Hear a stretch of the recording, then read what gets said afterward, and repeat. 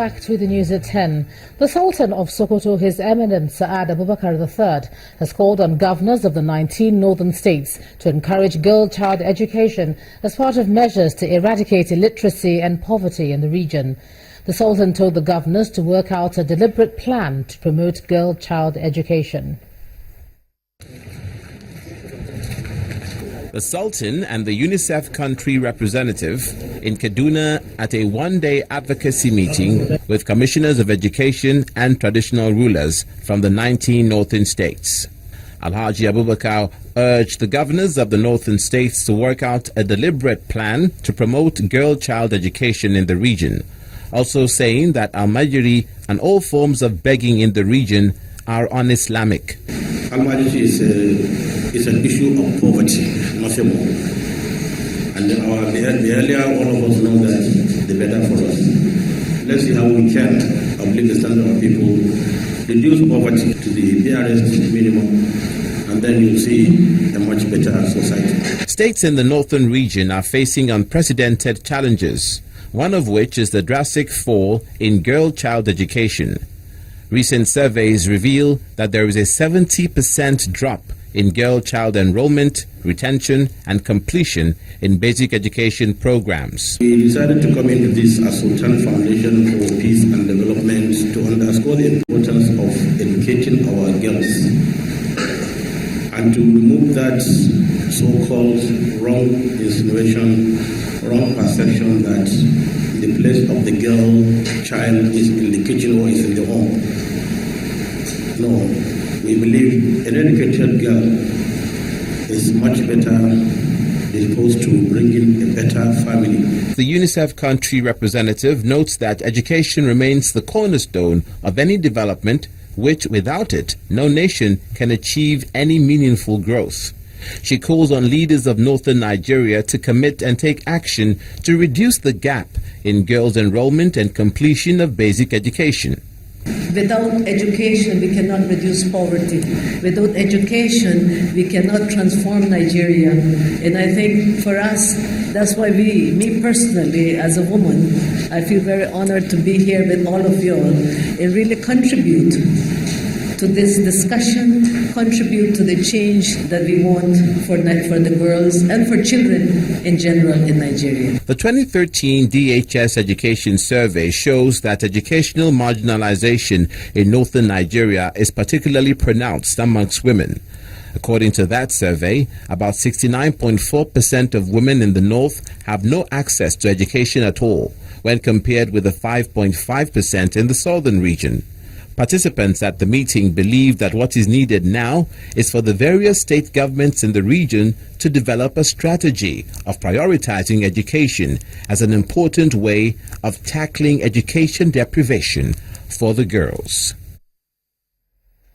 To health matters, where the Lagos state government has confirmed the suspected febrile rash illness that claimed the lives of over 20 children in the Etiosa area of Lagos as measles. The State Commissioner for Health, Dr. Jide Idris, who made this known at a media briefing, admits that the children in the community missed out on the routine and mop-up immunization because the Ministry of Health was not aware of the settlement. However, Dr. Idris said mass immunization of children is currently ongoing in the community, with health officials educating the people on environmental, food and personal hygiene. The blood samples from 2 labs we sent to, including the throat swabs, have confirmed that what we are dealing with actually is measles. Not many people knew that that community existed. Well, as at the time we had very late, and that's why we started the investigation. And like we did say the last time, when our people went there, we did mass immunization for measles for the children in that community. Furthermore, we started awareness creation and community sensitization, which are still going on, and also doing active case search. I want to assure you that we've not recorded any deaths again in that community. And again, cause of this has to do with environmental sanitation in that place, but the slum area and then personal hygiene were totally off course. There was a lot of public defecation. The water system was contaminated, And because part of the sample of water again recorded a lot of untoward bacteria and organisms in the water supply that makes it very not potable for now. That's why we said as a state government, we will be more proactive now. We are doing a census of all slum areas, similar slum areas.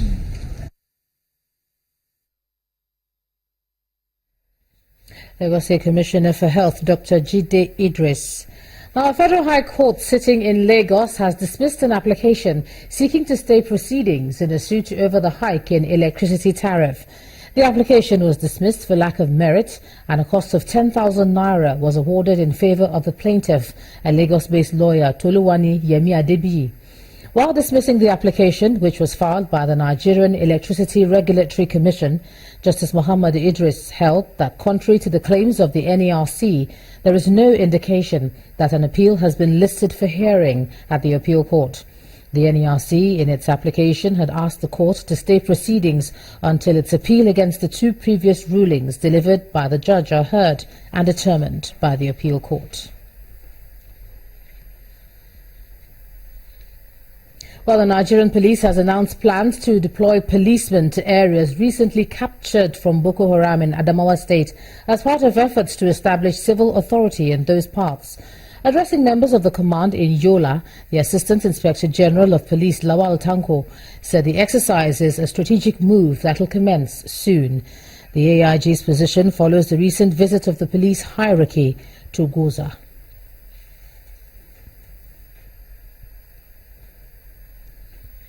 In the meantime, the Corps Marshal of the Federal Road Safety Corps, Mr. Boboye Oyeyemi, insists there is no going back on the April 1st, 2016 deadline on the enforcement of speed limit devices. This device is expected to be installed in all commercial vehicles nationwide. Mr. Oyeyemi, who was speaking at an interview session with reporters in Abuja, says vehicles of defaulters will be impounded from the set date.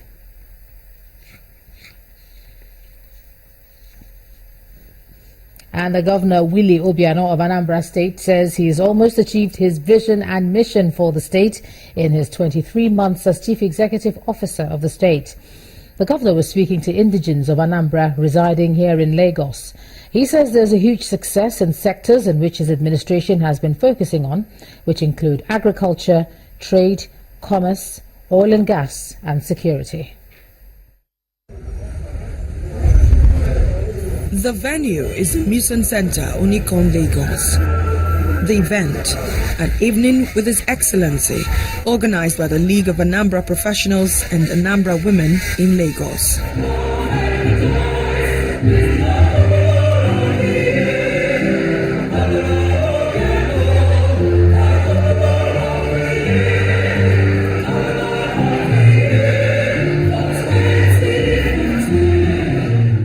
They have come to hear firsthand from the governor on his activities back home. First to speak is the deputy governor, who dwells on the quality of leadership with which the state is being administered. The government understands the need to galvanize the private sector if you want to achieve governance. And that is why Anambra is where it is today. Governor Obiano, in his speech, played up the impact his 4 cardinal program has had on the state's economy and appealed for partnerships to strengthen the achievements. While my mission is to make Anambra State a socially stable, business-friendly environment that will attract both indigenous and foreigners to seek wealth-creating opportunities. 2 years down the line, I'm proudly standing before you to say that both statements are almost fully realized. I will not conclude this address without appealing to you people here and Anambra all over the world to lend a hand to the efforts going on at home to build Anambra State. Former Commonwealth Secretary General Chief Emeka Anyaoku and the former Anambra State governorship candidate Ifeanyi Ubah were full of praises for the governor. Whenever I go home, I see evidence of Governor Willie Obiano's activity. And indeed, when I go to other states, you've given me reason not only to be proud, but also to boast. I think it's a gift to Anambra at this material time. And all I urge him is to continue the good work he's doing, and also call on the people of Anambra and the Igbos in general to support him. As the success story of the Obiano's administration in Anambra State continues to make headlines, recognitions have also been pouring in, with the latest being the Sun Governor of the Year.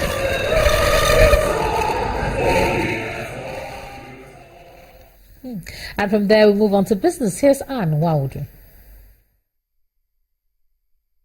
You first. First Bank.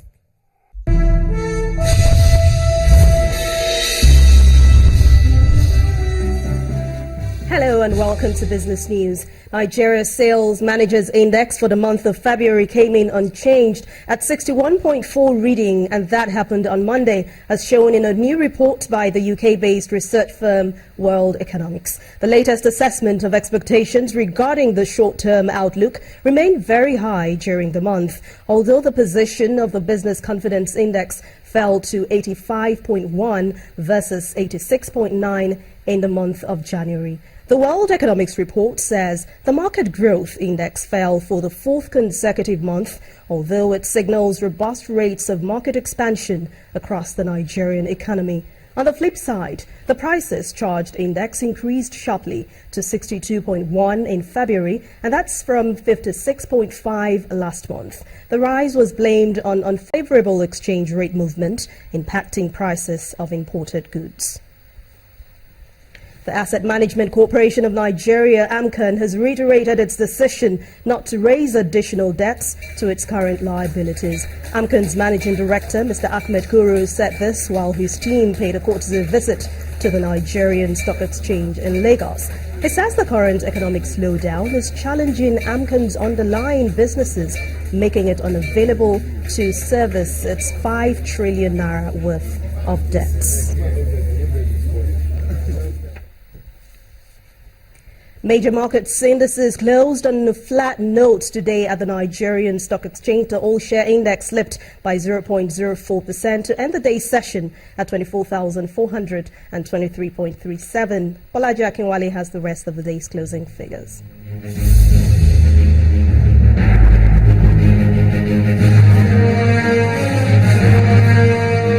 Hello and welcome to the Stock Market Report. Share transactions on the Nigerian Stock Exchange opened the week on a quiet note, with major market indices closing flat.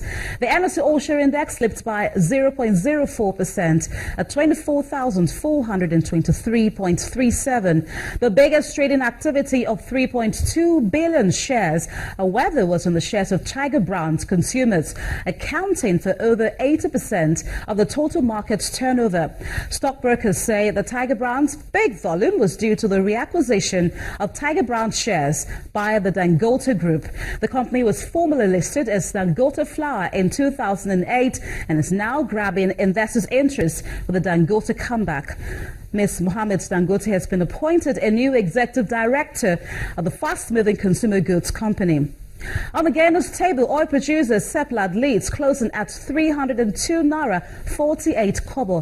Seplat came ahead of GlaxoSmithKline and Guinness. On the decliners list, 7up came first, ending at 168 naira 50 kobo. Nigeria Brewers and the Cement Company of Northern Nigeria came second and third. In total, investors exchanged 5.9 billion naira for 3.4 billion shares in 2,432 deals.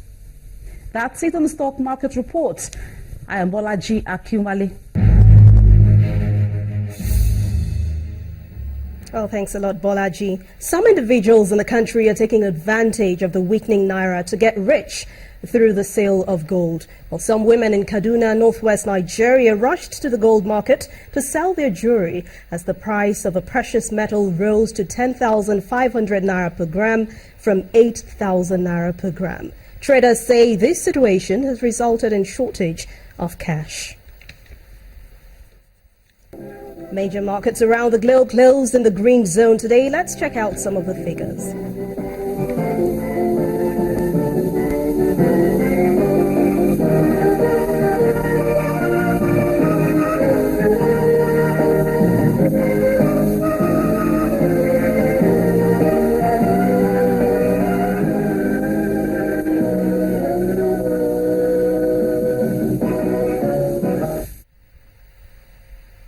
That's a wrap on business news for tonight. Thank you for watching. I'm Anne Nwawado. Ijama will be back with the rest of the news at 10.